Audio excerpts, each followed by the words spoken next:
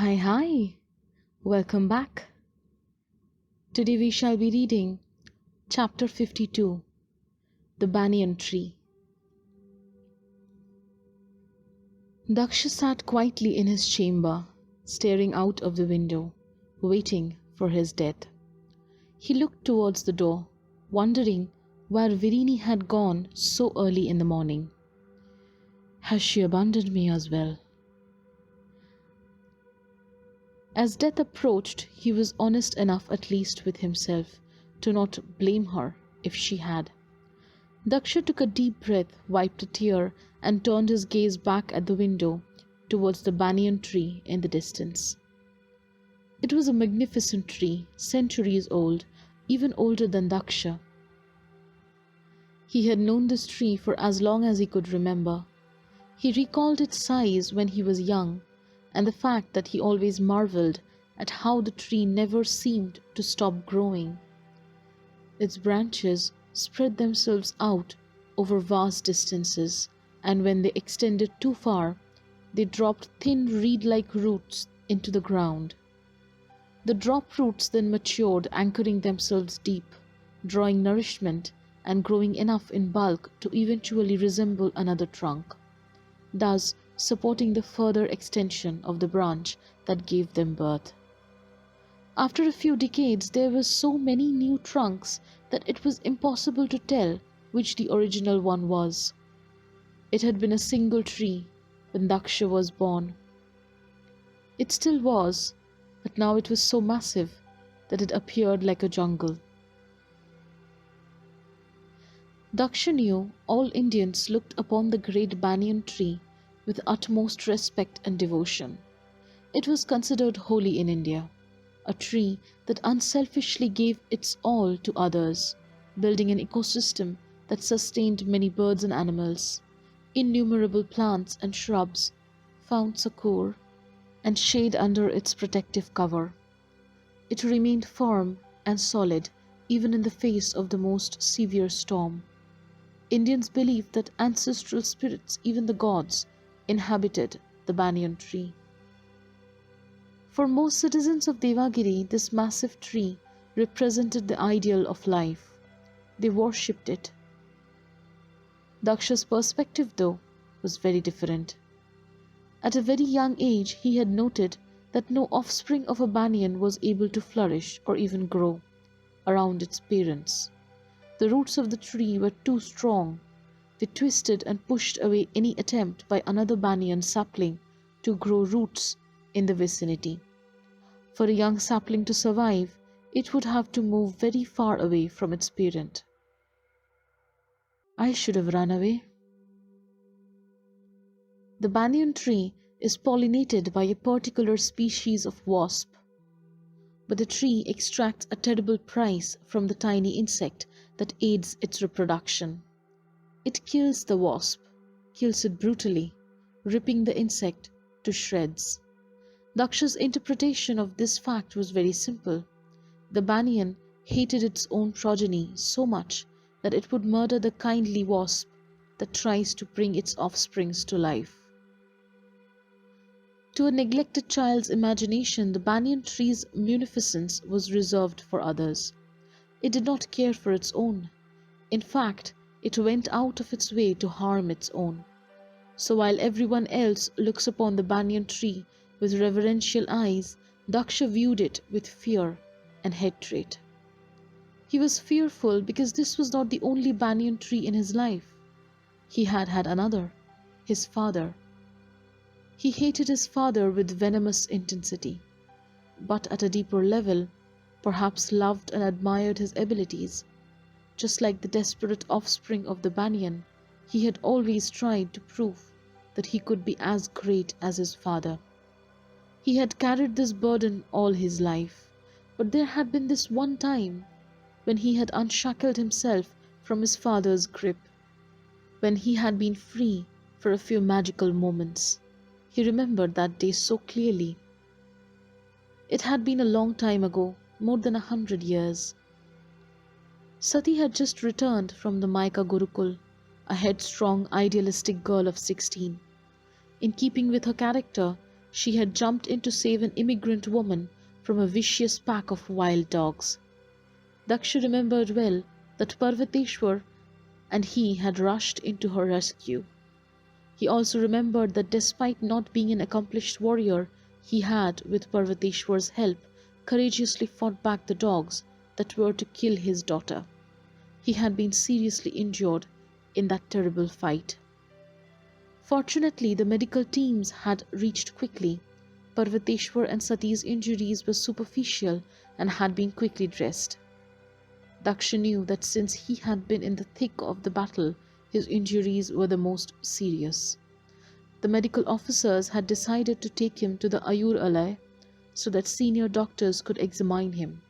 However, due to massive blood loss, he had lost consciousness on the way. When he regained consciousness, he had found himself in the Ayuralaya.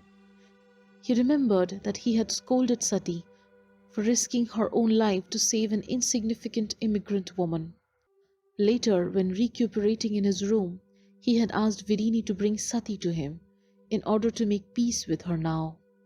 But before Sati could be brought in, Daksha's father, Brahmanayak, had stormed into the chamber, accompanied by the doctor who had treated Daksha. Brahmanayak, being one of the foremost warriors in Meluha, had mocked Daksha about how he could have got himself so badly injured while fighting mere dogs. The doctor had pulled Brahmanayak out of the room using the excuse of a private conversation, wanting to save Daksha from any mental anguish. As soon as Brahmanayak had left the room, Virini had repeated the plea she had made many times earlier, that they should escape from Meluha and live in Panchavati with both their daughters, Kali and Sati. "Daksha, trust me," said Virini. "We will be happy in Panchavati. If there was any other place where we could live with both Kali and Sati, I would suggest it, but there isn't." "Maybe Virini is right. I can escape the old man. We can be happy. Also, Sati is the only pure one in my bloodline. Virini's corrupt soul has led to Kali's birth. It's difficult to help them, but I have to protect Sati from the terrible fate of seeing her father being insulted every day. My elder daughter is the only one worthy of my love." Daksha breathed deeply. "But how?" "You leave that to me.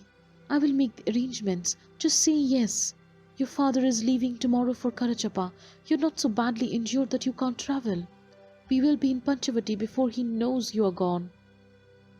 Daksha stared at Virini. "But..." "Trust me. Please trust me. It will be for our good. I know you love me. I know you love your daughters. Deep inside, I know you don't really care about anything else. Just trust me." "Perhaps this is what we need." Daksha nodded. Virini smiled, bent close and kissed her husband. "I will make all the arrangements." Virini turned and walked out of the room. In this moment of solitude, Daksha glanced at the ceiling, feeling light and relaxed, feeling free. Everything happens for a reason. Perhaps even this battle with the dogs. We can be happy in Panchavati. We will be away from my father. We will be free of that monster. To hell with Meluha. To hell with the throne. I don't want any of it. I just want to be happy. I just want to be with my Sati and be able to take care of her. I will also look after Virini and Kali. Who do they have besides me? He noticed Virini's prayer beads on the chair. Next to the prayer beads was the tiger claw that Sati wore as a pendant. It must have fallen off during the battle with the dogs, and Virini must have recovered it to return it to their young daughter. Daksha stared at the blood stains on the tiger claw, his daughter's blood. His eyes became moist again. "I will be nothing like my father. I will take care of Sati. I will love her like every father should love his child. I will not ridicule her in public. I will not deride her for the qualities she doesn't possess. Instead, I will cherish everything that she does have. She will be free to live her own dreams. I will not force my dreams upon her. I will love her for who she is, not for what I would like her to be. Daksha looked at his own injured body and shook his head. All of this to save an immigrant woman. Sati can be so naive at times, but she's a child. I shouldn't have screamed at her. I should have explained things calmly to her. After all, who does she have to look up to besides me? Just then, the door opened and Sati walked in, looking grouchy, almost angry. Daksha smiled. She's only a child. Come here, my child, said Daksha. Sati stepped forward, hesitantly. Come closer, Sati, laughed Daksha. I'm your father, I'm not going to eat you up. Sati stepped closer, but her face still reflected the righteous anger she felt within. Lord Ram be merciful. This girl still thinks that she did the right thing in risking all our lives to save an unimportant immigrant woman. Daksha reached out and held Sati's hand, speaking patiently. My child, listen to me. I care for you. I only had your best interests at heart. It was stupid of you to risk your life for that immigrant, but I admit I shouldn't have shouted at. Daksha fell silent as the door swung open suddenly and Brahmanayak strode in. Sati suddenly withdrew her hand and turned around to look at Brahmanayak, her back towards her father. Ah, said Brahmanayak, as his face broke into a broad smile. He walked up to Sati and embraced her. At least one of my progeny has my blood coursing through her veins. Sati looked at Brahmanayak adoringly, pure hero worship in her eyes. Daksha stared at him with impotent rage. I have heard about what you did, said Brahmanayak to Sati. You risked your own life to protect a woman whom you didn't even know, a woman who was only a lowly immigrant. Sati smiled in embarrassment. It was nothing, Your Highness. Brahmanayak laughed softly and patted Sati's cheek. I am not Your Highness for you, Sati. I am your grandfather. Sati nodded, smiling. I am proud of you, my child, said Brahmanayak. I am honored to call you a Meluhan, honored to call you my granddaughter. Sati's smile broadened as her heart felt light. She had done the right thing after all. She embraced her grandfather once again. Brahmanayak bent down and kissed his adolescent granddaughter on her forehead. He then turned to Daksha, the smile immediately disappearing from his face. With barely concealed contempt, he told his son, I am leaving for Karachappa tomorrow morning and will be gone for many weeks. Perhaps you will need that much time to recover from your so-called injuries. We will talk about your future when I return. A seething Daksha refused to answer Brahmanayak, turning his face away. Brahmanayak shook his head and rolled his eyes. He then patted Sati on her head. I will see you when I return, my child. Yes, grandfather. Brahmanayak opened the door and was gone. Daksha glared at the closed door. Thank God I'm going to be rid of you, you beast. Insulting me in front of my favorite daughter? How dare you? Take the throne away. Take all the riches away. Take the world away if you wish. But don't you dare take my good daughter away from me. She's mine. He looked at Sati's back. She was still staring at the door, her body shaking. Is she crying? Daksha thought that perhaps Sati was angry with Brahmanayak for insulting her father. She was his daughter after all. Daksha smiled. It's all right, my child. I'm not angry. Your grandfather doesn't matter anymore because... Father? Interrupted Sati as she turned around, tears streaming down her cheeks. Why can't you be more like grandfather? Daksha stared at his daughter, dumbstruck. Why can't you be more like grandfather? Whispered Sati again. Daksha was in shock. Sati suddenly turned around and ran out of the room. Daksha kept staring at the door as it slammed shut behind Sati, fierce tears pouring from his eyes. More like grandfather? More like that monster? I am better than him. The gods know that. They know I will make a far better king. I will show you. You will love me. I am your creator. You will love me, not him, not that monster. The sound of the door being opened broke his train of thought, bringing Daksha back to the present from that ancient memory. He saw Virini walked into the bedchamber. She glanced at Daksha for an instant, then shook her head, walked up to her private desk and rummaged through it to find what she was looking for, her prayer beads. She brought them up to touch her forehead reverentially, then both her eyes, and then her lips. She held the beads tightly and turned to take one last look at her husband. The disgust she felt couldn't be expressed in words. She had no intention of desecrating her ears by listening to his voice. She hadn't spoken to him since Sati's death. Daksha's eyes followed Virini's passage. He couldn't muster the courage to speak, even if it was only to apologize for all that he had done. She walked into the private prayer room next to her bedchamber and shut the door.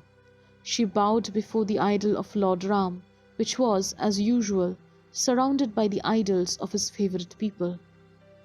His wife, Lady Sita, his brother, Lord Lakshman, and his loyal devotee, Lord Hanuman, the Vayuputra. Virini sat down cross-legged.